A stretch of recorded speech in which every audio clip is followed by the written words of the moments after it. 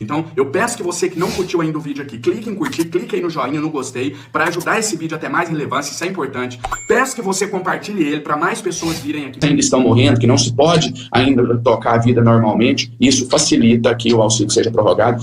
O episódio de Manaus ontem deu muita força para a discussão em grupos de parlamentares, muito se discutiu sobre isso e hoje eu vejo um caminho aí para que o auxílio possa sim voltar.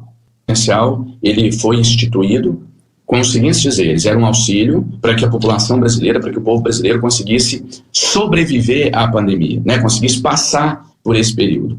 É muito simples, às vezes pode parecer que eu estou minimizando, simplificando demais, mas não é, muito simples. Isso aqui, a nossa lógica responde. Se você institui um auxílio para que a população possa enfrentar a pandemia, o auxílio acaba quando a pandemia acaba. Se tem pandemia, tem auxílio. Se as pessoas não podem trabalhar, você dá um auxílio para elas. Se a economia não se recuperou e o brasileiro está sem renda, não existe nada que justifique o fim do auxílio. Me disseram N vezes que o Brasil está quebrado, essa é a fala mais fácil. Você pegar alguém que defende o auxílio, dizer que ele é um populista, um demagogo, que ele está atrás de voto, que o Brasil está quebrado e ponto final, sem entrar na discussão. Entreguei ao presidente Jair Bolsonaro e ao ministro Paulo Guedes, não uma, mas 7 fontes de financiamentos para o auxílio emergencial. Tudo feito por uma equipe de economistas, bem construído, nunca se observou o trabalho que eu entreguei a eles. Participei de debates com os maiores economistas do país, provei que é possível prorrogar o auxílio. Até agora ninguém me provou esse país está quebrado. Na verdade, o populista, o demagogo, estava do outro lado. São esses que dizem que o Brasil está quebrado, que não é possível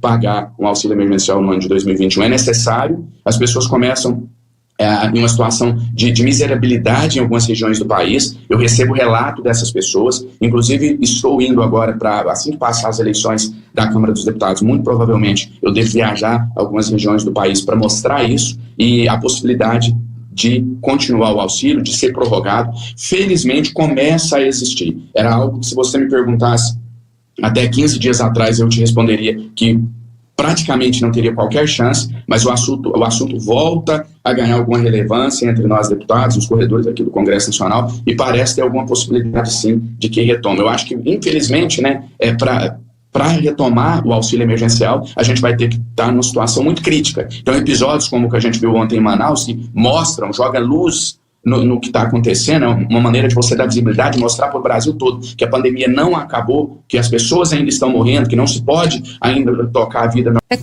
quando? Prorrogado até quando? Por exemplo, a ideia do senhor no início era até março, mas a gente está em janeiro, né? Tem uma noção ainda, deputado, de até quando deveria ser? Para mim é muito óbvio. Se prorroga até você ter condições de falar para as pessoas, podem ir para a rua, podem trabalhar, podem aglomerar. Eu não posso falar eu posso falar para o vendedor lá de cachorro-quente que ele não pode ir para a rua vender. Eu não posso falar isso, é quando eu tiro o auxílio dele. Aí eu perco a legitimidade do meu discurso. Aí eu me torno incoerente, eu me torno hipócrita, né? Ressaltando sempre que nós, deputados, não tivemos um centavo sequer de redução do nosso salário e nunca se atrasou um dia sequer. Na verdade, sempre se paga antecipado. E durante a pandemia não foi diferente. Nós recebemos a primeira parcela do nosso 13º em junho, a segunda em dezembro, então a gente não pode deixar isso nos tirar o pé da realidade, porque essa não é a realidade da maioria da população brasileira.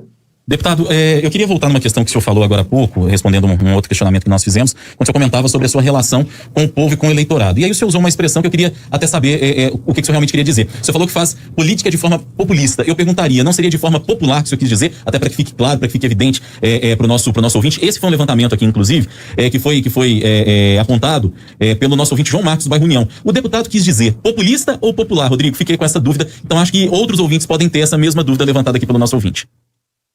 Rodrigo, o termo populista, quando ele foi cunhado, ele trazia justamente essa ideia. O populista, infelizmente, ele passou para a sociedade, ele passou para o nosso linguajar como algo pejorativo, mas não é. Então eu quis dizer justamente populista. Eu faço política com o povo, eu faço política para o povo. Eu ouço as pessoas antes de dar um voto em alguma matéria. Muitas das vezes o detentor de um mandato público ele tem que ter responsabilidade, e muitas das vezes eu tenho algumas medidas impopulares, mas eu sempre faço isso com clareza, explicando o porquê que eu tomei aquela decisão. Mas também já aconteceu o contrário. Muitas das vezes eu estava certo de votar determinada matéria e mudei de opinião, ou muitas das vezes até não mudei, mas me deixei sucumbir à vontade da maioria. Isso é fazer política populista, isso é fazer política com o povo, né? Isso é dar às pessoas o poder de influenciar no mandato que, na verdade, não é seu, é delas. É o que eu sempre digo, o representado sempre tem que ter, no mínimo, a mesma voz do representante, se não, mas mais voz ainda, né, na maioria das vezes. Então, quando eu disse populista, é nesse sentido, eu não tenho nenhum problema em utilizar essa expressão. Meu trabalho é um trabalho populista, é um trabalho onde as pessoas participam, é um trabalho onde elas opinam, é um trabalho onde a vontade delas sempre é levada em consideração. Ping-pong com a gente aqui, tá combinado, deputado? A parte é a mais difícil, mas vamos lá. Vamos começar então, deputado. Maior desafio para chegar à presidência da Câmara? Convencimento. Perfil combativo do senhor, ajuda ou atrapalha na Câmara? Ajuda. Prioridade, se vencer nas eleições ou se vencer as eleições na Câmara? Auxílio permanente. Prefeito de Belo Horizonte, Alexandre Calil. Bom. Governador Romeu Zema. Regular. Presidente Jair Bolsonaro. Incoerente. Você acompanhou então a entrevista com o deputado federal pelo Avante, André Janones, ele que é candidato à presidência da Câmara dos Deputados. Deputado, mais uma vez agradecemos, viu, a participação do senhor aqui no Café com Política, estamos sempre à disposição. Eu quem agradeço a vocês, agradeço pelo espaço e espero muito em breve poder repetir de forma presencial, se Deus quiser. Muito obrigado a vocês e até a próxima. Eu respeito muito, a gente tem uma maneira diferente de atuação e eu acredito que o Fábio vá buscar aproximação direta com os colegas. No meu caso, a maneira de tentar quebrar isso é simples e eu resumo para você em uma frase.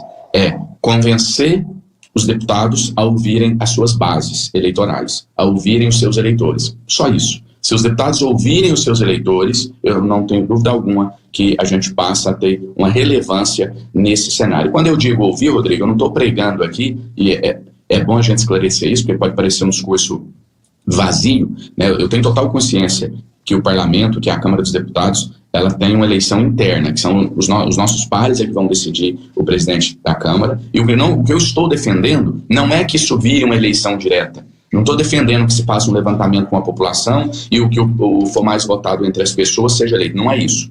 Mas eu acho que você fazendo você atribuindo algum peso para a opinião da população, para a vontade popular, eu acho que o cenário já muda.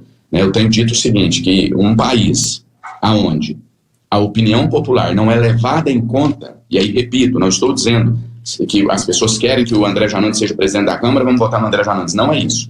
Mas, em um país sério, a opinião das pessoas, a opinião da população, ela tem que, no mínimo, ser levada em conta, ser considerada, ser levada para discussão. Eu dizia ontem, o seguinte, se a gente fosse um país sério de verdade, se a gente tivesse uma democracia consolidada, como a gente diz ter, a minha candidatura ela estaria hoje sendo considerada uma candidatura com a relevância de Arthur Lira e Baleia Rossi. Um vem avalizado pelo Palácio do Planalto, o outro vem avalizado pelo Rodrigo Maia e o outro vem avalizado pela vontade popular.